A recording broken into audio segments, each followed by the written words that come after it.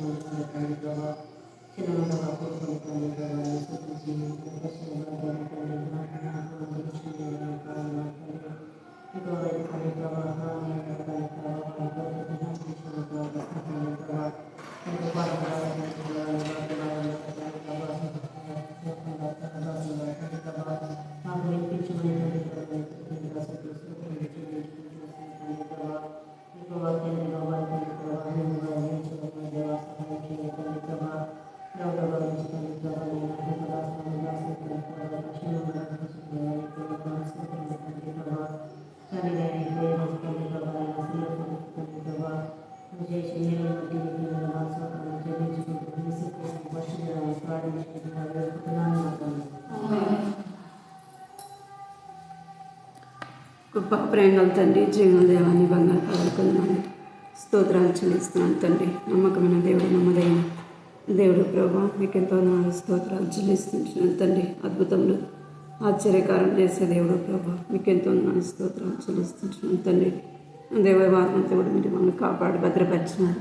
మీకు ఎంతో చెల్లిస్తున్నాను తండ్రి. వారి కొడుకులు ఎక్కడ మీరు తోడుగా ఉంటూ వచ్చినందుకే దేవాన్ని స్తుతిస్తూ గణపరుస్తున్నాను తండ్రి. ఉదయకాల సమయంలో ప్రభా తండ్రి శ్రీరాముగా ప్రభా నీ మందిర ఆవరణంలో చేరవడానికి మీరు చూపిన కృపను బట్టి దేవా మీకు వేలాది వందనాలు స్తోత్రాలు చెల్లిస్తున్నాను తండ్రి. దేవా ఈ సమయాన్ని మమ్మల్ని మీరు జ్ఞాపకం చేసుకోమని సన్నిధిలో ప్రార్థిస్తున్నాం. ఎబ్రోని సంఘాన్ని బట్టి మిమ్మల్ని స్తుతిస్తూ గణపరుస్తున్నాను తండ్రి. ఎబ్రోన్ ద్వారా మీరు జరిగించబడి పరిచయంతటిని బట్టి దేవా మీకు ఎంతో వందనాలు చెల్లిస్తున్నాం. ఇద్దరు స్త్రీల కొడుకులు కూడా దేవా మీరు జ్ఞాపకం చేసుకోమని సన్నిధిలో ప్రార్థిస్తున్నాం. కృప చూపించండి.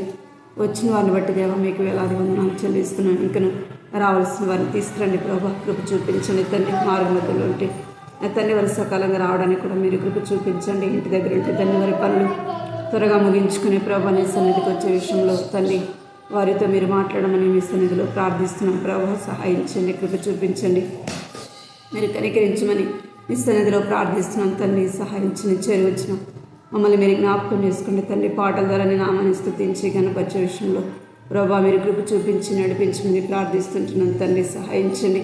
వాక్యం ద్వారా కూడా మీరు మాట్లాడండి ప్రభా. నీ స్వరాన్ని వినటానికి తండ్రి సహాయించండి. వినే తండ్రి దేవ చెవులు గ్రహించి మనస్సు దయచండి ప్రభా. నా తండ్రి నా యొక్క సొంత మాటలు ఎక్కడ కూడా ఆధారం చేసుకోకుండా ప్రభాని జ్ఞాపకం చేసుకుని కృపలో భద్రపరచండి. నన్ను మీ ఆత్మతో నింపండి ప్రభా. నా తండ్రి దేవా నన్ను సహాయించండి, కృప చూపించండి. నాకు మాకు ఏది క్షేమకరమో ప్రభా, ఆత్మీయ జీవితానికి ఏదైతే మాకు అవసరమైనదో ప్రభా, నీ వాక్యం ద్వారా పరిశుద్ధ గ్రంథం ద్వారా మీరు మాట్లాడండి ప్రభా, కృప చూపించండి. రావాల్సిన వారు నడిపించండి. మీకు ఎంతో వందనాలు చెల్లిస్తూ యేసు నామములో ప్రార్థిస్తున్నాను తండ్రి, ఆమేన్.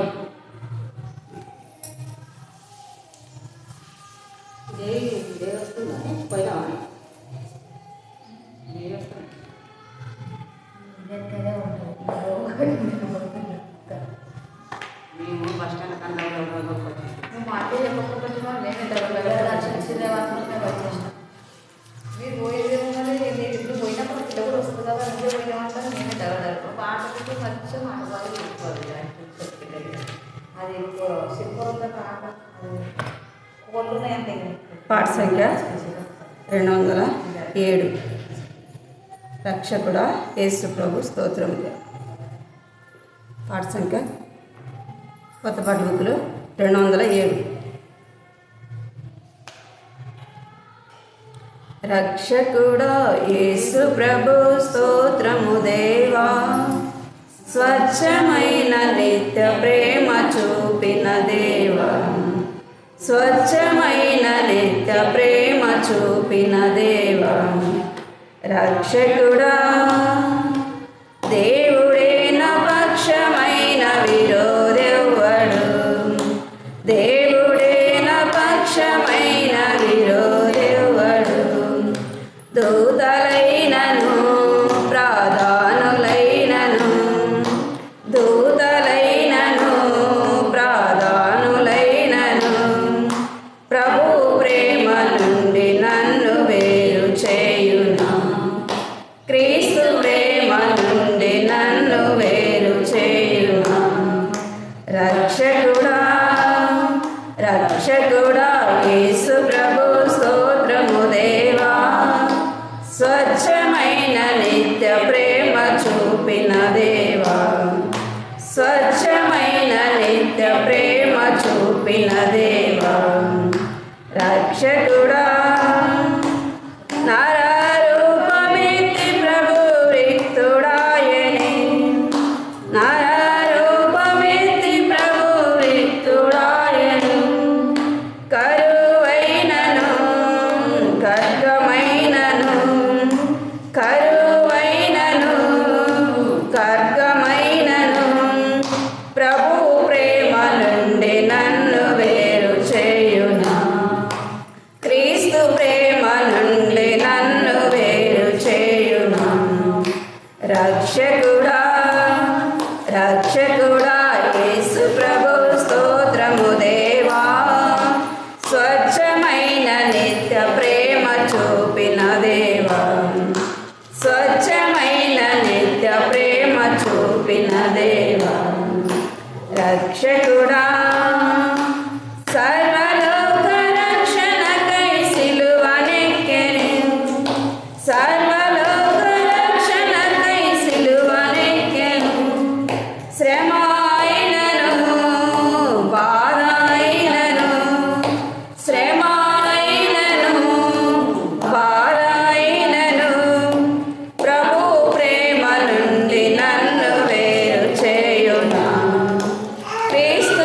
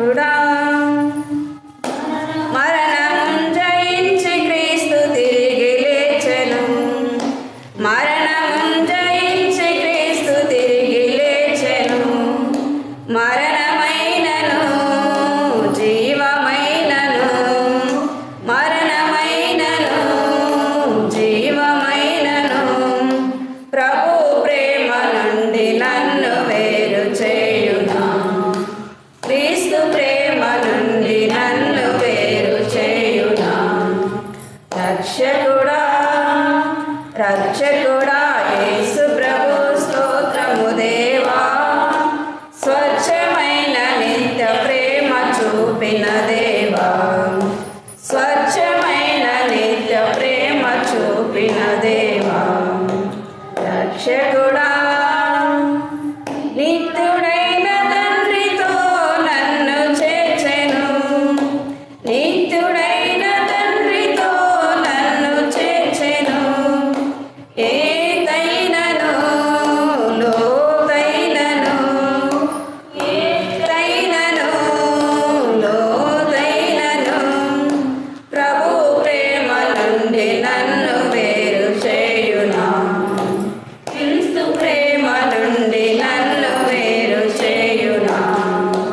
రక్షకుడా రక్షకుడా యేసు ప్రభు స్తోత్రము దేవా, స్వచ్ఛమైన నిత్య ప్రేమ చూపిన దేవా, స్వచ్ఛమైన నిత్య ప్రేమ చూపిన దేవా.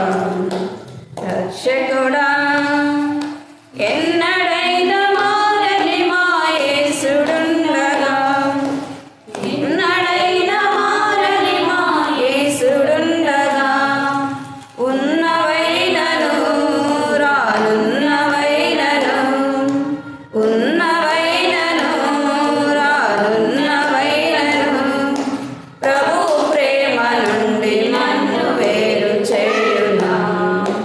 హల్లెలూయా హల్లెలూయా ఆమేన్ హల్లెలూయా. రక్షకుడా రక్షకుడా యేసు ప్రభు స్తోత్రము దేవా, స్వచ్ఛమైన నిత్య ప్రేమ చూపిన దేవా, స్వచ్ఛమైన నిత్య ప్రేమ చూపిన దేవా. రక్షకుడా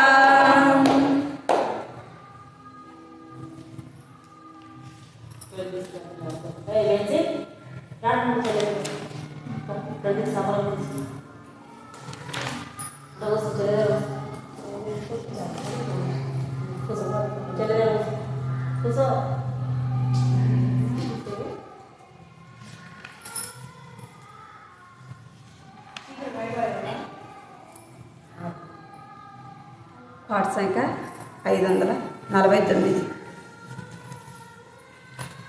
549 ఆకాశం మహాకాశం.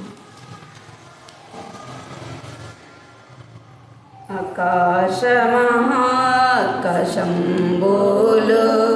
పటానేయాచర్యకరుడా, ఆకాశ మహాకాశంబులు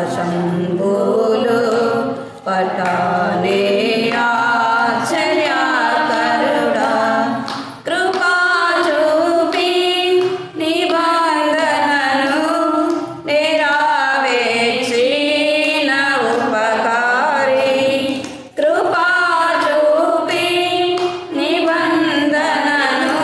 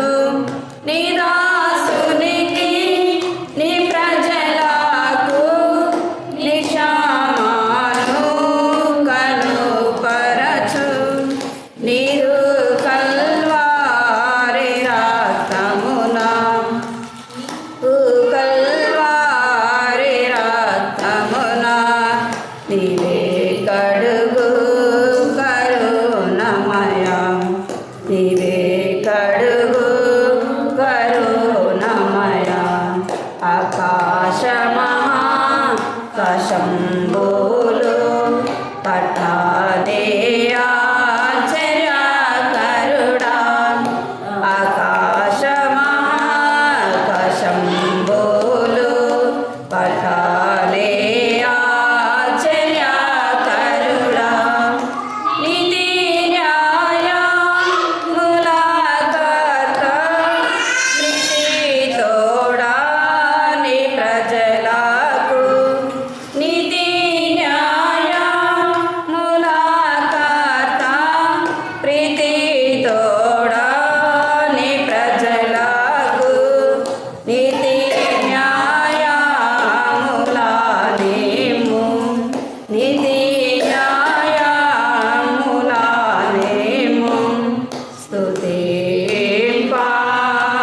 స్తుతింపనిరతము స్తుతింపనిరతము ఆకాశమహాకాశంబులు పఠానే ఆశ్చర్యకరుడా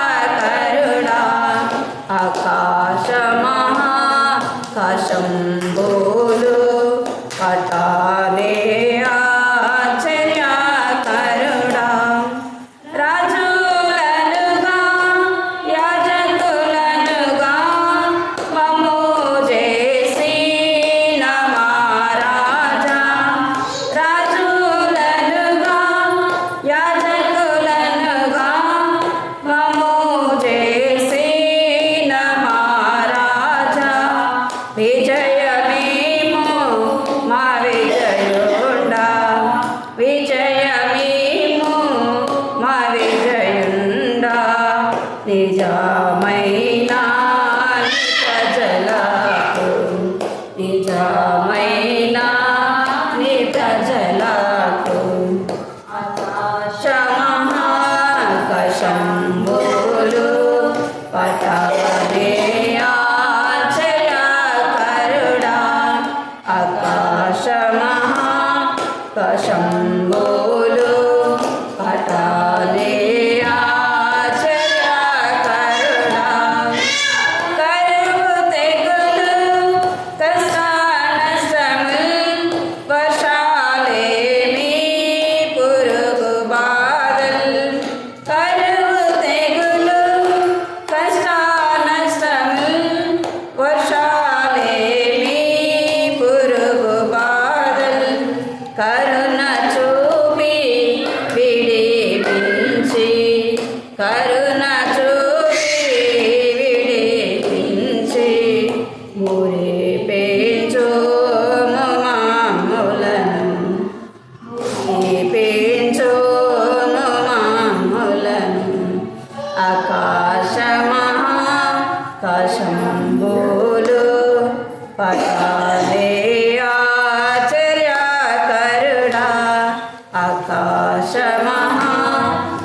ఆకాశమహాకాశంబులు పఠానే ఆశ్చర్యకరుడా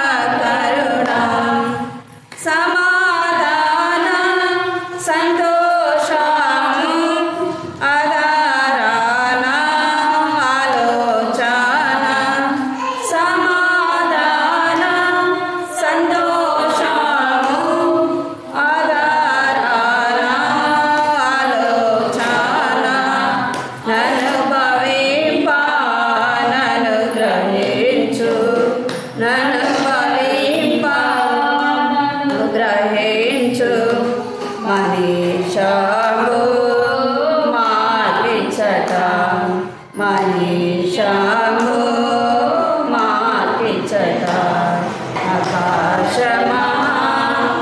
ఆకాశమహాకాశంబులు పఠానే ఆశ్చర్యకరుడా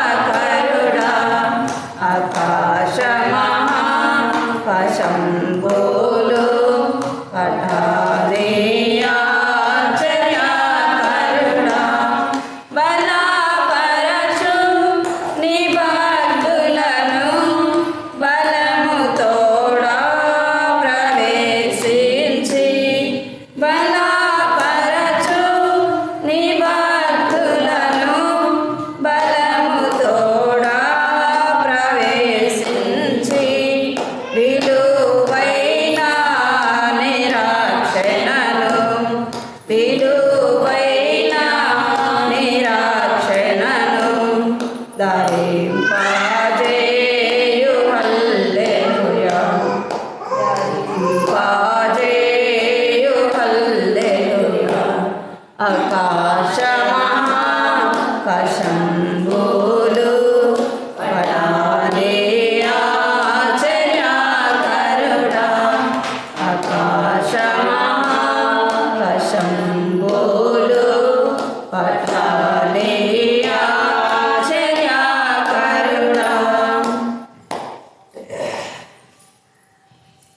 ప్రార్థన చేసుకున్నాను. ప్రార్థన చేసుకుని వాక్యం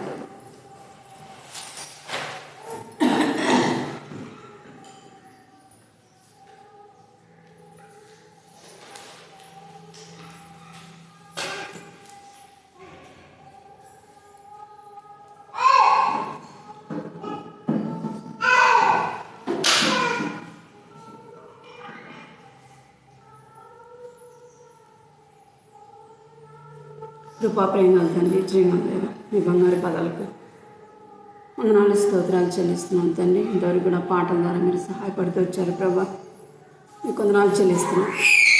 వాక్యం ద్వారా కూడా మీరు మాట్లాడాలి ప్రభా, సహాయించండి. వచ్చిన వారిని బట్టి దేవానికి వందనాలు చెల్లిస్తున్నాం. ఇంకను రావాల్సిన వారిని తీసుకురండి ప్రభా, మీకు చూపించండి. నా గొంతుని కూడా ప్రభా మీరు తాకండి తండ్రి, ముట్టండి ప్రభా, మీరే సహాయించండి తండ్రి.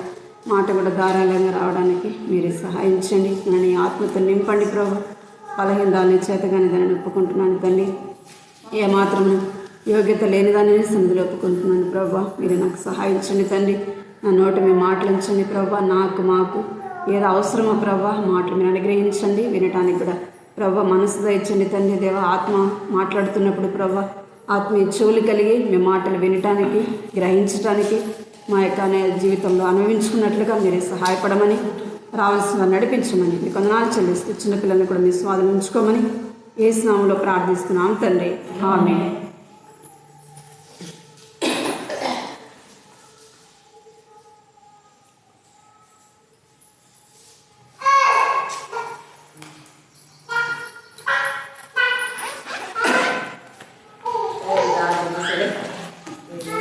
వాక్యము చదువుతున్నాను.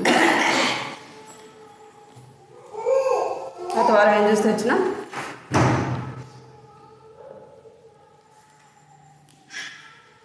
ఏం చూసినా చెప్పండి, గుర్తులేదు.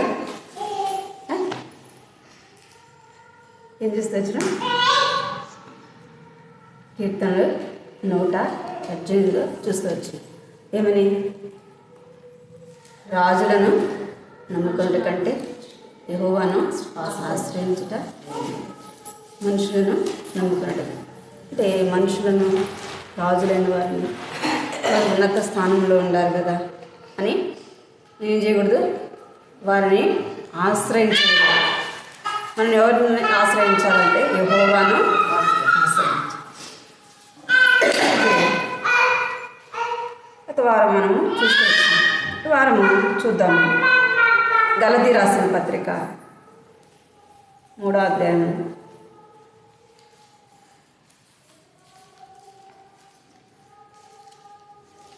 గలతీ రాసిన పత్రిక 3వ అధ్యాయం 26వ వచనము 27వ వచనం చదువు. అందరం కలిసి చదువుకుందాం. 26, 27 గలతీ 26, 27 చదువు. అందరం కలిసి చదవమాట. చదువు వచ్చిన వాళ్ళము కలిసి చదువుదాం. యేసు క్రీస్తునందు మీరందరూ విశ్వాసం కుమారులై ఉన్నారు. క్రీస్తులోనికి బాప్తీసం పొందిన మీరందరూ క్రీస్తును ధరించుకొని తిన్నారు. అదేవిధంగా ఆదికాండము 25వ అధ్యాయము 27వ వచనం. 25వ అధ్యాయం 27వ వచనం చదువు. ఆ చిన్నవారు ఎదిగినప్పుడు ఏశావు ఎటాటైన ఏర్పరి ఉన్నాడు. అరణ్యవాసిగా నిండాను. యాకోబు సాధువై గుడారంలో నివసించుచుండెను. ఇక్కడ గలతీ రాసిన పత్రికలో మనం చూస్తే ఎవరిని ధరించుకోవాలంట? క్రీస్తుని ధరించుకోవాలి. క్రీస్తుని మనం వస్త్రము ఏ రీతిగా ధరించుకుంటాము. ఎవరిని ధరించుకోవాలంటే మనము యేసు ప్రభుని మనము ధరించుకోవాలి. ధరించుకోవడం అంటే ఆయన మనం ఎలాగ ధరించుకుంటాం? ఆయన ఒక వస్త్రం కాదు కదా, వస్త్రాన్ని అయితే ధరించుకుంటాం. మరి ఇక్కడ ఏమంటే క్రీస్తును ధరించుకునుడి. క్రీస్తును ధరించుకోవడము అంటే ఎలాగ మనం ధరించుకోవాలంటే ఆయన యొక్క అడుగుజాడలు మనము నడవడం. కదా. ఆయన మనం యేసు ప్రభువును నమ్ముకున్నాము అని ఇతరులకు తెలియాలంటే ఏం చేయాలి? మనం చెప్పాల్సిన అవసరం లేదు కదా. ఇక్కడ కూడా మనం చెప్పాల్సిన అవసరము లేదు. నేను యేసు ప్రభువును నమ్ముకున్నాను, యేసు ప్రభు బిడ్డను అని చెప్పాల్సిన అవసరం లేదు. ఎలా కనుక్కోవాలా? మన మాటల ద్వారా మనం చూడగానే ఏం చెప్పాలా? వీళ్ళు క్రిస్టియన్ కదా, వీళ్ళు యేసు ప్రభుని నమ్మిన వాళ్ళు అని తెలుసుకోవాలి. ఎలాగా? ముస్లిమ్స్లు అన్నీ పెట్టుకుంటారు కదా, వాళ్ళు ఏం పెట్టుకోరు? బొట్టు ఒకటి పెట్టుకోరు అనా కదా. నేను ఒక చిన్న మాట చెప్తాను. నేను యేసు ప్రభుని నమ్ముకున్నప్పుడు నాకు ఒకటి ఉండేది మనసులో. ఏమని ఉండేదంటే, ఇప్పుడు నేను అన్నీ పెట్టుకున్నాను, మీలాగా అన్నీ పెట్టుకొని ఉండాలి. అప్పుడు నాకు ఏమనిపించిందంటే, అవును, నన్ను ఇప్పుడు క్రిస్టియన్ అనుకోవాలా లేదా నన్ను ముస్లిమ్స్ అనుకోవాలా? ఎవరు అనుకోవాలా నన్ను చూస్తే కదా? ఎవరు అనుకోవాలా? క్రిస్టియన్ అని ఎందుకు అనుకుంటారు? బొట్టు లేకపోతే భర్త లేడేమో అనుకుంటారు అన్నా కదా. ఇంకొకటి ఏమనుకుంటారు? ముస్లిమ్స్ ఏమో అనుకుంటారు అవునా. యేసు ప్రభువు నమ్మిన వారు అని ఎలాగ తెలుసుకోవాలంటే, ఇప్పుడు మనం చూడగానే ఇప్పుడు నేను ఏం వేసుకోను, నేను చెప్పాల్సిన అవసరం ఏమంటారు? మీరు చర్చికి వెళ్తారా అంటే భర్త లేని వాళ్ళు ఇలాగ ఉంటారా? చెప్పండి. ఎలాగా మనం అంటే మనం చూడగానే ఏం చెప్పాలా? మీరు దేవుని పిల్లలు అని చెప్పాలి. ఇక రెండోది ఎలాగ చెప్పాలంటే మన మాటలు బట్టి చెప్పాలి. ఇంకా మూడోది ఎలాగ చెప్పాలంటే మన యొక్క వస్త్రధారణ కావచ్చు, మన యొక్క ప్రవర్తనను బట్టి ఏమని చెప్పాలా? వీళ్ళు దేవుని పిల్లలు అని చెప్పాలి. అందుకే అక్కడ ఏం రాయబడింది? క్రీస్తుని ధరించుకునుడి. ఇంకా కొన్ని మనం చూస్తాము, మన యొక్క గుణాలను బట్టి కూడా చెప్పాలి. వాటిలో కొన్ని మనం చూస్తాం. ఇక్కడ యాకోబు రెండు మాటలు మనం గుర్తు చేసుకున్నాం. యాకోబు ఆదికాండం చూస్తాం కదా. ఆదికాండం 25వ అధ్యాయం 7వ వచనంలో ఏం రాయబడింది? యాకోబు సాధువై గుడారంలో నివసించుచుండెను. సాధువు అంటే చెప్పండి.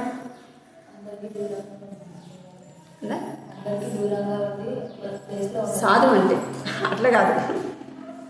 సాధువు అంటే ఆ సాధువు కాదు. వాక్యాన్నిగా సాధువు అంటే ఏదంటే మనము లోబడుట. కొంతమంది అంటారు కదా, చాలా సాధువు జంతువు, చాలా మెతకోడు అంటారు కదా. ఇతరులని ఏమీ అనడు, ఇతరుల జోలికి వెళ్ళదు. అమ్మాయి చాలా మంచిది, చాలా సాధువుగా ఉంటుంది, ఒకరి జోలికి వెళ్ళదు, గొడవలకి వెళ్ళదు. అలాంటి వారిని ఏమంటారు? చాలా సాధువుగా ఉంటుంది అంటారు. అది సాధువు అంటే మనము క్రీస్తుని ధరించుకోవడం అంటే ఒక లక్షణం ఏంటంటే సాధువైన జీవితం మనము కలిగి ఉండాలి. ఏ జీవితం కలిగి ఉండాలా? సాధువైన జీవితము కలిగి ఉండాలి. ఏమేమి కలిగి ఉండాలంటే లోబడే మనస్సు మనలో ఉండాలి. ఏముండాలా? లోబడే మనస్సు మనకి ఉండాలి. ఇంకేం కలిగి ఉండాలంటే విధేయత చూపించే వారముగా ఉండాలి. విధేయత చూపించే వరకే ఏం చేస్తాం? మనము ఏదైనా పని చెప్పాలంటే ఎవరికి చెప్తాం? మాట వినేవారికి చెప్తాం కదా. మనం చెప్పిన మనకు విలువ ఉండాలంటే అందరితో చెప్తామా? ఏదైనా పని ఎవరు చెప్తాం? మాట వినేవారికి చెప్తాం. రెండోది ఎవరికి చెప్తామంటే విధేయత చూపించే వారికి చెప్తాం. మరి మన మాట వినలేదనుకో, మన మాట విధేయత చూపించలేదంటే మనకి ఏముండదు? విలువ ఉండదు కదా. తల్లిదండ్రులైనా ఏం చేస్తారు? ఒక ఇంట్లో 4 పిల్లలు ఉన్నారనుకోండి, 4లో ఎవరు చెప్తారు? మీరైతే ఎవరు చెప్తారు? వినేవాళ్ళకి చెప్తారు. వినేవాళ్ళకే చెప్తారు కదా. అది పెద్దవాడు కావచ్చు, చిన్నవాడు కావచ్చు, ఎవరైనా. ఏ పిల్లవాడైతే మాట వింటాడో వాడికే పిలిచి చెప్తాం, ఎందుకంటే విన్న వాళ్ళకి చెప్పం. అట్లా సాధువైన జీవితం మనము కలిగి ఉండాలి. మనలో ఏముండాలంటే విధేయత అనేది ఉండాలి. ఇంకో ఏముండాలంటే మనము లోబడే మనస్సు మనము కలిగి ఉండాలి. లోబడే మనస్సు మనము కలిగి ఉండాలి. అన్నీ సాధువు చేయొచ్చు అంట, కానీ ఒక్కదాన్ని సాధువు చేయలేము. అంటే ఒక్కదాన్ని మనం అదుపులో ఉంచుకోలేము. ఏం చెప్పండి? అన్నిటినీ అదుపులో ఉంచుకుంటాం. ఇంకా వెరీ గుడ్. తిండి వాక్యం తింటే వాక్యంలోనే ఉంది అన్నమాట. చూడండి, యాకోబు రాసిన పత్రిక 3వ అధ్యాయం 2వ వచనం నుంచి చదువు. అనేక విషయములలో మనమందరము తప్పిపోతున్నాము. ఎవడైనా మాట యందు తప్పని ఎడలా అతి వాడు లోపం లేని వాడై తన సర్వ శరీరము స్వాధీనమందించుకొని శక్తి గలవాడాలి. గుర్రములు మనకు లోబడకై నోటికి కళ్ళం పెట్టి వాటి శరీరం అంటే తుడుము కదా. ఓడలను కూడా చూడండి, అవి ఎంత గొప్పవో చెంగాలకి కొట్టుకొని పోబడినను ఓడ నడపని ఉద్దేశం చొప్పున మిక్కిలి చిన్నదలు చుక్కాని చేత తిప్పబడు. అలాగనే నాలుక కూడా చిన్న అవయమైనను బహుగా అగ్నిపడు. ఎంత కొంచెము నిప్పు ఎంత విస్తారమైన అడవిని తగ్గబెట్టును. నాలుక అగ్నియే. నాలుక మన అవయవంలో ఉంచబడిన పాప ప్రపంచమై సర్వ శరీరమునకు మాలిన్యం కలుగజేయచ్చు. ప్రకృతి చక్రమునకు చిచ్చుపెట్టు. అది నరకం చేత చిచ్చుపెట్టబడదు. మృగపక్షి జలచరములలో ప్రతి జాతియు నరజాతి చేత సాగాలను తాను ఆయన గాని ఏ నరులను నాలుకను సాగు చేయలేదు. అది మరణాల విషయంతో నిండినది. సాధు ఇక్కడ దేన్ని సాధు చేయాలంట? అన్నీ సాధువు చేయొచ్చంట. గుర్రాన్ని ఏం చేయొచ్చంట? సాధువు చేయొచ్చు. అంటే దాన్ని అదుపులో ఉంచుకోవచ్చు. గుర్రాన్ని అదుపులో చేయాలంటే మూతికి చక్కం పెడితే ఏమైపోతుందంటే అది అదుపులో ఉంటుంది. ఎంత పెద్ద నావైనా దాన్ని దేంతో అదుపు చేస్తారు?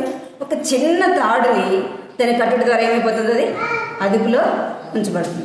అయితే సాధువు చేయలేనిది చిన్న నాలుక. మన శరీరంలో ఉన్న అవయవాల కంటే ఏది చిన్నది చెప్పండి? నాలుక చిన్నది. దాన్ని మనం ఏం చేయలేమంట? దాన్ని మన స్వాధీనంలో ఉంచుకోలేము. దాన్ని మనము అదుపులో ఉంచుకోలేము. ఏం చేస్తుంది? నాలుక ద్వారానే సమస్యలన్నీ వచ్చేది కదా. నాలుక ద్వారానే సమస్య వచ్చేది. ఏం చేయలేమంట? నరుడు నాలుకను సాధువు చేయ నేరడు, అది మరణకరమైన విషముతో నిండి ఉన్నది. నాలుకను ఏం చేయలేడంట? సాధువు చేయలేదు. దాని నాలుకని అదుపులో మనం ఉంచుకోలేమని అక్కడ బైబిల్లో చెప్పబడుతుంది. కనుక మనం ఎలాగ దాన్ని మనం అదుపు చేయగలము? ఎలాగ చేయగలం చెప్పండి? దేవుని యందు మనం భయం కలిగి ఉన్నప్పుడే ఏం చేస్తాం? నాలుకను మనం అదుపులో ఉంచుకుంటాం. అది మన వల్ల కాదు, కానీ దేవుని యొక్క సహాయం వల్ల మన మాటలు ఏం చేస్తాం? మనం మాట్లాడే దేవుని యందు భయభక్తులు కలిగి ఉంటే ఇష్టానుసారంగా మాట్లాడతామా? మనలో భయం అనేది ఉంటుంది. అరే నేను ఇట్లా మాట్లాడుతున్నాను కదా, దేవుడు నా మాటలు వింటాడు, ఒక దినం నా మాటలు తీర్పు ఉంది అనే కొంచెమైన మనలో ఏముంటుంది? భయం అనేది ఉంటుంది. అందుకే సాధువైనట్టి ఆ యొక్క క్రీస్తు మనం ధరించుకోవాలంటే, సాధువైన మనసు మనం కలిగి ఉండాలంటే ఏం స్వాధీనంలో ఉండాలంట? నాలుకనే స్వాధీనంలో ఉంచుకోవాలి. అది మన వల్ల కాదు. ఎవరి ద్వారా అవుతుంది? అది యేసు ప్రభు ద్వారానే. ఆయన మన హృదయంలో విశ్వసించినప్పుడు మనం ఏం చేస్తాం? మన మాటలు కావచ్చు, మన నడక కావచ్చు, అన్నీ కూడా ఏం చేయబడతాయి? ఆయన కృప చేత మనము నడిపించబడే వారంగా ఉంటాం. ఇంకా చూస్తాము కీర్తనలు 116 6వ వచనం. కీర్తనలు 116. చాలు. యెహోవా సాధువులను కాపాడును.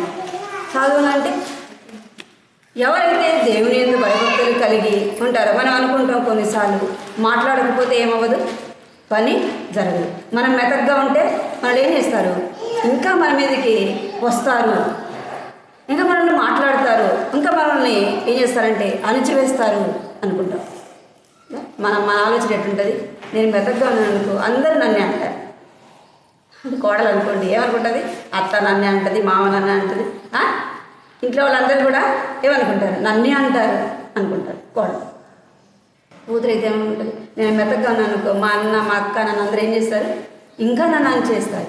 లేదా కాలేజీలో మన పని దగ్గర మనం మెత్తగా ఉంటే ఏం చేస్తారు, మెత్తగా ఉందిలే మనం ఏం చెప్తే అది చేస్తుందిలే అనుకుంటాం అని మనము ఆలోచిస్తాం. అయితే అక్కడ ఏం రాయబడింది, యెహోవా సాధువులను కాపాడు.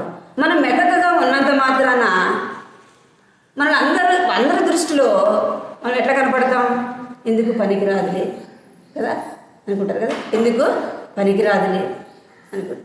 కానీ దేవుడు ఏం చేస్తాడంట, మనల్ని కాపాడేవాడుగా ఉంటాడు. మన యొక్క మెతకతనమే మనం అన్నింటిలో ఓర్చుకుని ఉండటం ద్వారా ఎవరిని చూపిస్తాం, మనం యేసు ప్రభుని చూపిస్తాం. ఆయన ఎలాంటి వాడు చూస్తే చూడండి, మత్తయి సువార్త 5వ అధ్యాయం, మత్తయి సువార్త 5వ అధ్యాయం 5వ వచనం.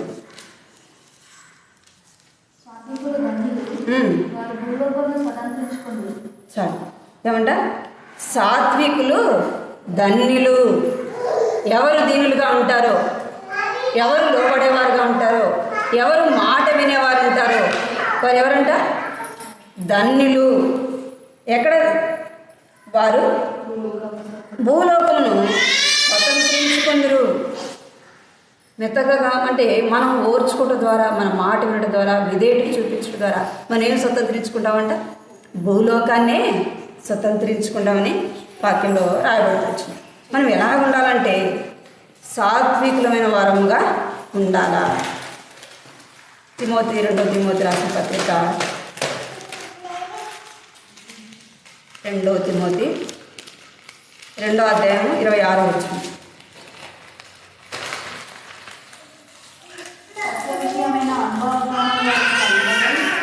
దేవుడు ఒకవేళ ఎదురాడు వారికి మనసు దయచేయదు, అందువలన సాతాను తన ఇష్టం చొప్పున స్థిరపడి వీరు వాడిని నీలో నుండి తప్పించుకొని మీరు చేసేదేమో అని ప్రభు యొక్క దాసుడు అటు వారిని సాత్వికంగా శిక్షించు జగడమానగా అందరి ఎడగా సాధువుగాను బోధింప సమర్థుడుగాను వీరును సహించువాడుగాను ఉండవాలి. ఎలా ఉండాలంట మనము, ప్రభు యొక్క దాసుడు అటు వారిని సాత్వికముతోను శిక్షిస్తూ జగడమాడక అందరి ఎడల సాధువుగాను సమర్థుడిగాను కీడును సహించుకునే వాడికి ఉండవలేను. మనం ఎలా ఉండాలంట, జగడమాడని వారముగా ఉండాలి. అది ఎలాంటి పరిస్థితి అయినా సరే దేవుడే చూసుకుంటాడులే, దేవుడే ఉండాలి. అంటే వాళ్ళు మనతో కొట్లాడినప్పుడు మనం కూడా వారితో కొట్లాడినామంటే ఏమనుకుంటారు, ఇది దేవుని పిల్లలు అంటారా,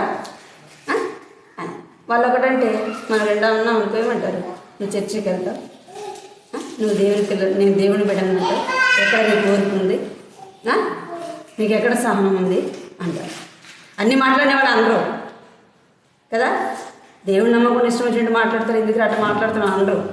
మనం దేవుని పిల్లలముగా ఒక్క మాట వారిని మనం అంటే ఏమంటారు, నువ్వు దేవుని పిల్లలు, ఒక్క మాటని ఏమంటారు, తప్పు అంటే ఎవరు తీసుకొస్తారు అక్కడ, దేవుణ్ణి ముందు దేవుని పెడతారు. దేవుని బిడ్డలని చెప్తావు కదా, నీకు ఎక్కడ సహనం ఉంది అంట. అందుకే మోషే గురించి ఏం రాయబడిందంటే, మోషే ఎలాంటి వాడంట, మిక్కిలి సాత్వికుడు. సంఖ్యాకాండంలో ఉందన్నమాట.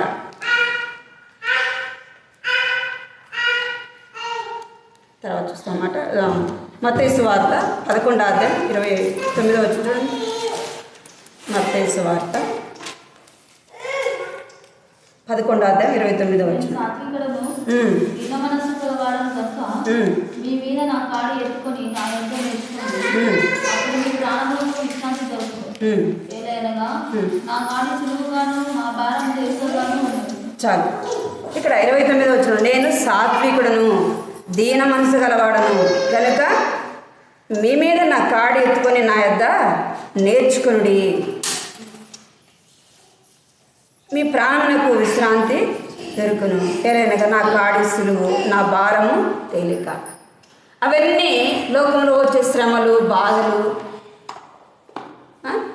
అవన్నీ మనకు తేలికగా ఉండాలంటే ఏం చేయాలంట, ఏం చేయాలి, అక్కడ ఆయన కాడి మన మీద పెట్టుకోవాలి. ఆయన ఎవరంట, సాత్వికుడు, దీన మనసు గలవాడు. ఆయనను మనం ధరించుకున్నప్పుడు, ఆయన మన జీవితంలో ఉన్నప్పుడు మనకు వచ్చే కష్టాలు కదా, శ్రమలు, నిందలు, అవమానాలు అవన్నీ కూడా ఎలా ఉంటాయంట? అక్కడ రాయబడింది, నా కాడి సులువుగాను నా భారము తేలికగా ఉండును. యేసు ప్రభుని బట్టి మళ్ళీ ఎవరైనా ఏదైనా అన్నప్పుడు, లేదా మనం దేవుణ్ణి నమ్ముకున్నందుకు మనం ఇష్టం వచ్చినట్టుగా మాట్లాడుతుంటారు. దేవుణ్ణి నమ్ముకున్నది తక్కువ కులం దేవుణ్ణి నమ్ముకున్నది. మనల్ని ఎలా చూస్తారు? యేసు ప్రభుని నమ్ముకున్నారంటేనే ఎలా చూస్తారు? ఒక రకంగా చూస్తారన్నమాట. అంటే వీరు మనకంటే తక్కువే కదా, తక్కువ కులం దేవుణ్ణి నమ్మినారు, వీరు మనకంటే తక్కువే కదా అని మాట్లాడు.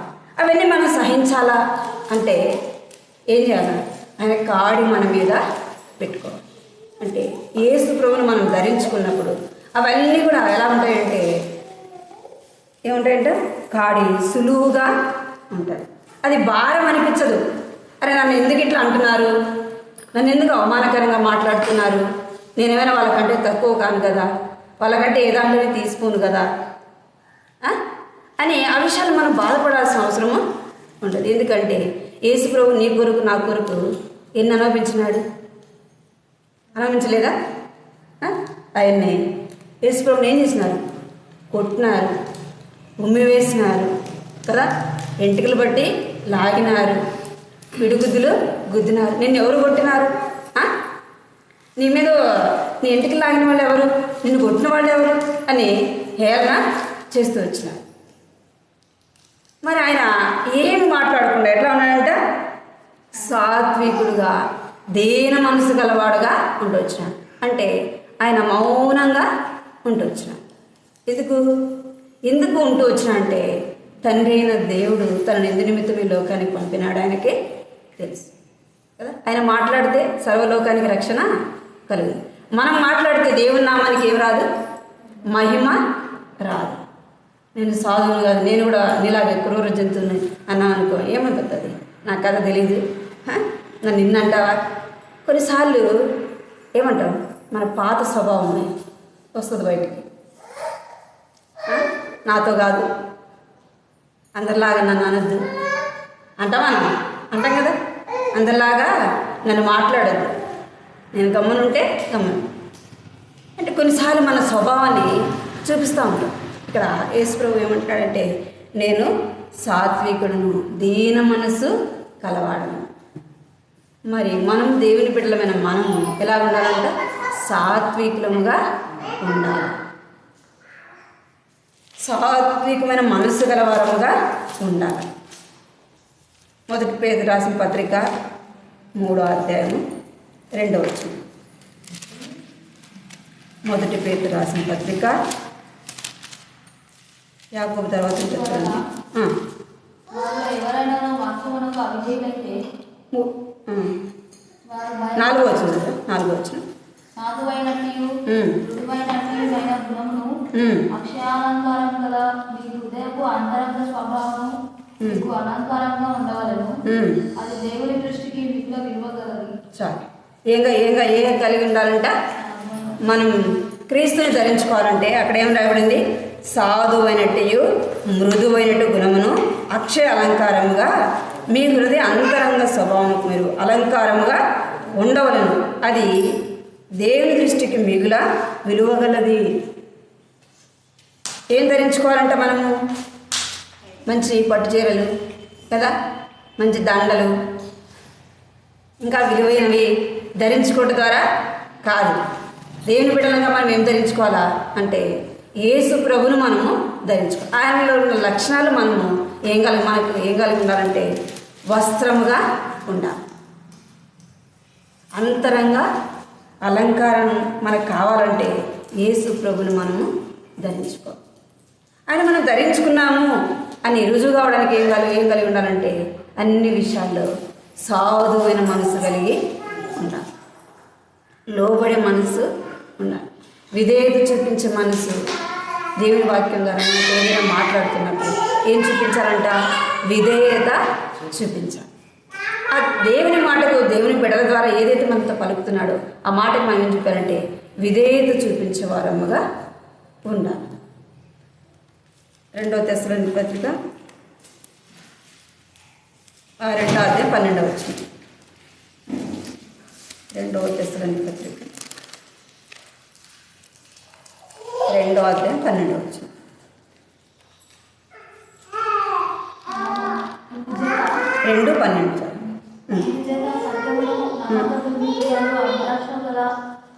వారందరూ శిక్షాన్ని పొందుతాయి. అబద్ధములు నమ్మలను మోసం చేసే శక్తిని దేవుడు వారికి పంపుతున్నారు. 2:12.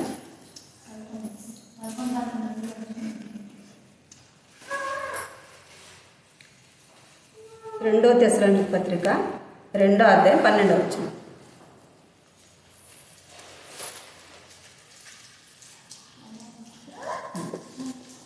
ఇక్కడ మనం సాధువైన మనస్సు మనము కలిగి. రెండవదిగా ఇంకా చూస్తూ వచ్చినాం 1 పేతురు రాసిన పత్రికలో ఇంకొక లక్షణం ఏం కలిగి ఉండాలంటే మృదువైన అట్టి గుణమును మనము కలిగి ఉండాలి. ఏం కలిగి ఉండాలంటే మృదువైనది అంటే మృదువైనదంటే మెత్తనిది కదా. ఏమంటాం? ఏదైనా పట్టుకున్నాం అనుకోండి, ఏమంటాం? చాలా మెత్తగా ఉందంట, లేదా స్మూత్గా ఉంది అంట. మన మనసు ఎలా ఉండాలంట?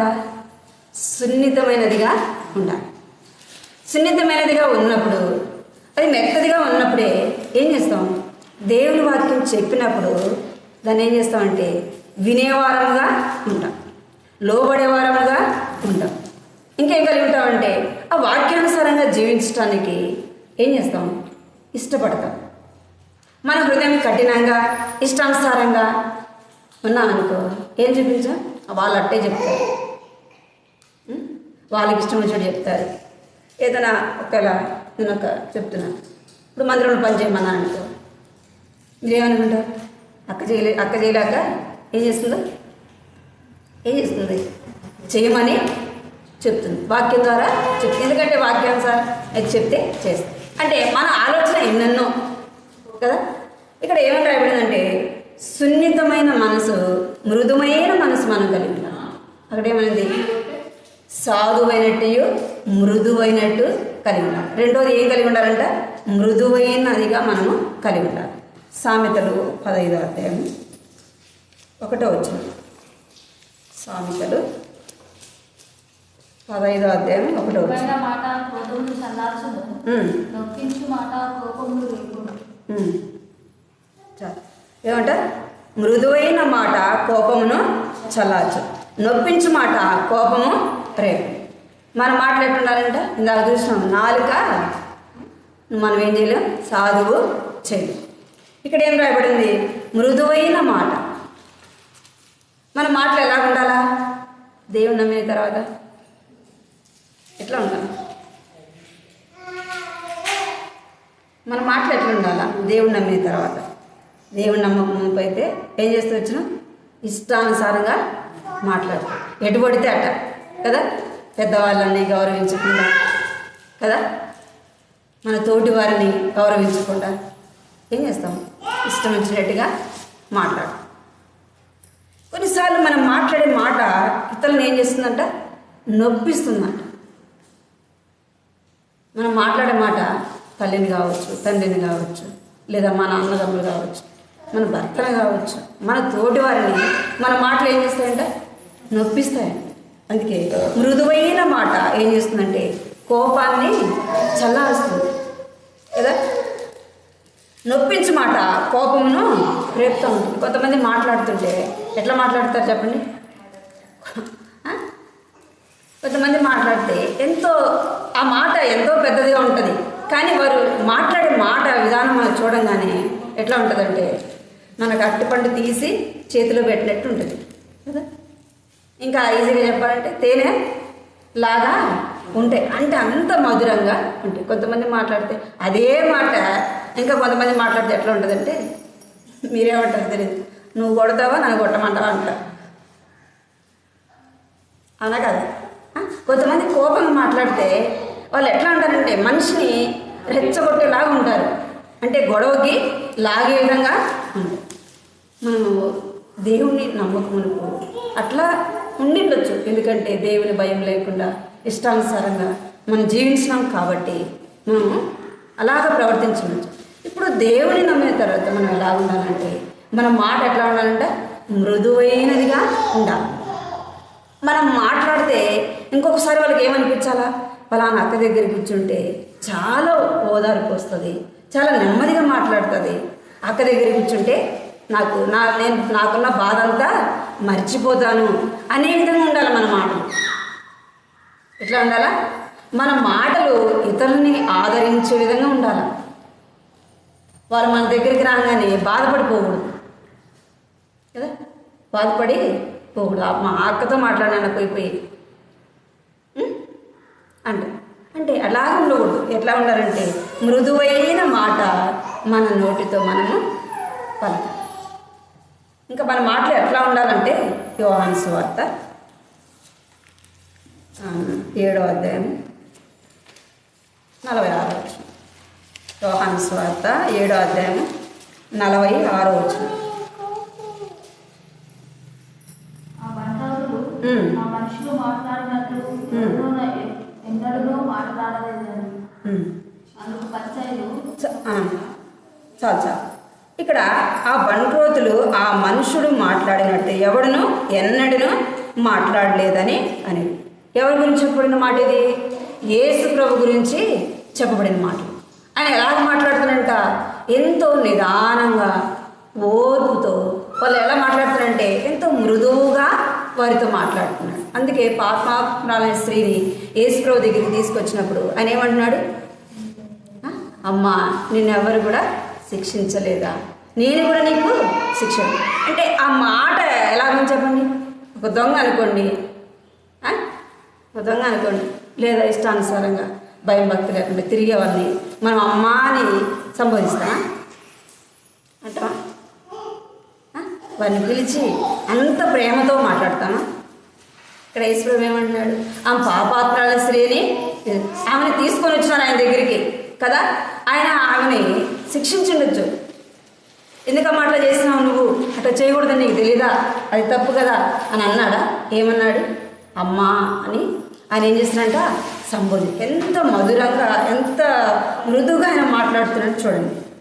లూకాసు వార్త 4వ అధ్యాయం,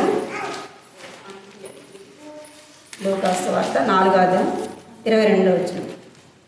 అప్పుడు అందరూ ఆయన గురించి సాక్ష్యం ఇస్తూ ఆయన నోట నుండి వచ్చిన దయగల మాటల ఆశ్చర్యపడి ఈయన యోసేపు కుమారుడు కాడా అని చెబుతుండగా ఆయన వారిని చూసి వైద్యుడా నిన్ను నీవే స్వస్థపరచుకున్నాను సామెత చెప్పి కపెర్నహూములో ఏ కార్యంలో నీవు చేసేవారిని నేను విన్నాను. చాలు.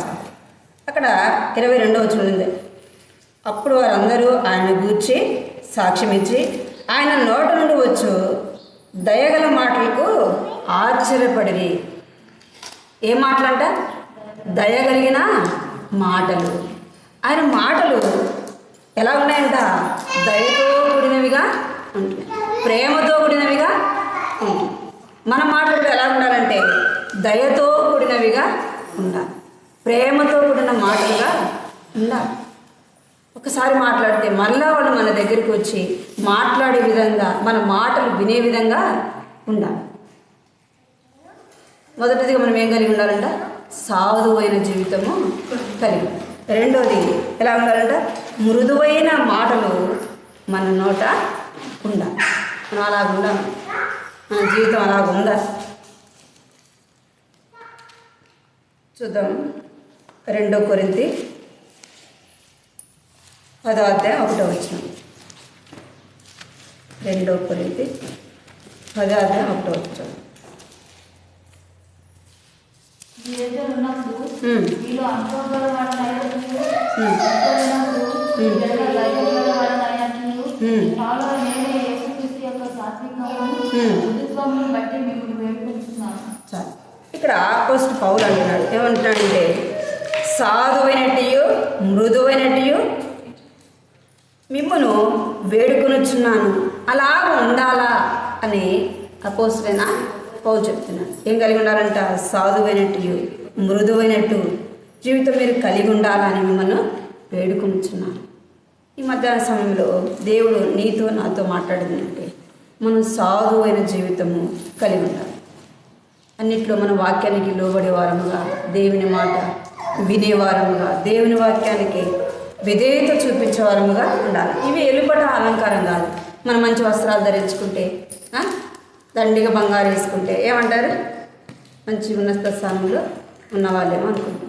ఒకవేళ దీనంగా మనం ఉన్నాం అనుకోండి, ఏమంటారంటే ఏమనుకుంటారు? ఏమీ లేదేమో పాపం, అందుకే వేసుకోవాలంట కదా. అంటే మనం వెలుపట అలంకారం చూసి మనం ఏ స్థితిలో ఉండామనేది చెప్తారు. ఏ స్వభావం మనం ధరించుకోవాలంట? హృదయ అంతరంగ అలంకరణ దేవుడు చూస్తాడు. పై అలంకరణ దేవుడు ఏం చూస్తాడంటే వెలుపటి అలంకరణ చూడడు. ఏం చూస్తాడంటే హృదయ అంతరంగాన్ని చూస్తాడు. హృదయాన్ని దేవుడు చూస్తాడు. హృదయాన్ని మన హృదయాన్ని దేనితో అలంకరించుకోవాలంటే దేవుని యొక్క క్రీస్తుని మనం ఎలాగ ధరించుకోవాలంటే సాధువైనట్టు, మృదువైనట్టు ఆ యొక్క లక్షణాలు మనము కలిగి ఉండాలి. అలా మనం కలిగి ఉన్నప్పుడే మనం ఏం చేయబడతామంటే ఆయనను ధరించుకున్న వారముగా ఉంటాం. చివరిగా గలతీ రాసిన పత్రిక మాట చదివి ప్రార్థన చేస్తాం. గలతీ రాసిన పత్రిక 3వ అధ్యాయం 26, 27 చదువుతుంది. యేసు క్రీస్తునందు మీరందరూ విశ్వాసం వలన దేవుని కుమారుడై ఉన్నారు. క్రీస్తులోనికి బాప్తిసం పొందిన మీరందరూ క్రీస్తును ధరించుకొని ఉన్నారు. ఏం ధరించుకున్నారంట? క్రీస్తుని ధరించుకున్నారు. బాప్తిసం పొందిన మనం అందరం, ఇక్కడ రాయబడింది యేసు క్రీస్తునందు మీరందరూ విశ్వాసం వలన దేవుని కుమారులై ఉన్నారు. యేసు క్రీస్తునందు మీరందరూ విశ్వాసం వల్ల ఏం చేయబడినామంట? మనం దేవుని కుమారులుగా చేయబడి. అక్కడ 27 వచ్చిన క్రీస్తులోనికి బాప్తిసం పొందిన మీరందరూ క్రీస్తును ధరించుకొని ఉన్నారు. మొదట ఆయన నమ్ముట ద్వారా ఏమొచ్చింది? దేవుని కుమారులుగా చేయబడి. రెండోది ఆయనలో బాప్తిసం మనం తీసుకోవడం ద్వారా ఏం చేయబడినామంట? ఆయనను మనము ధరించుకొని. ఆయన మనం ధరించుకోవాలంటే ఏం కలిగి ఉండాలంటే సాధువైనట్టి గుణం మనలో ఉండాలి. రెండోది ఏం కలిగి ఉండాలా? మృదువైన వారముగా ఉండాలి. మన మాటలు, మన ప్రవర్తన అన్నిట్లో కూడా ఎవరిని చూపించాలా? యేసు ప్రభును మనము చూపించాలి.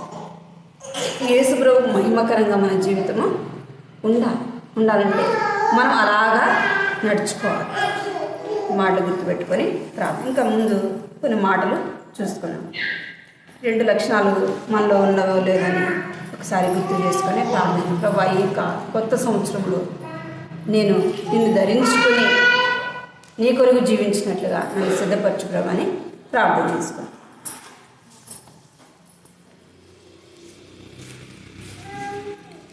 వార కొడుకుల కొరకు, ఈ సంవత్సరం జరిగే పరిచయ కొరకు, సంఘ వాగ్దానం, లేవియాకాండం 26వ అధ్యాయం 6వ వచనం. సమయానికి దేవుని క్షేమాభివృద్ధి కలుగు. మందిరంలో అవసరతల కొరకు, ఈ సంవత్సరం జరిగే పరిచయ కొరకు, నెల 21వ తారీఖు యవనస్తుల కూడి కొరకు ప్రార్థన.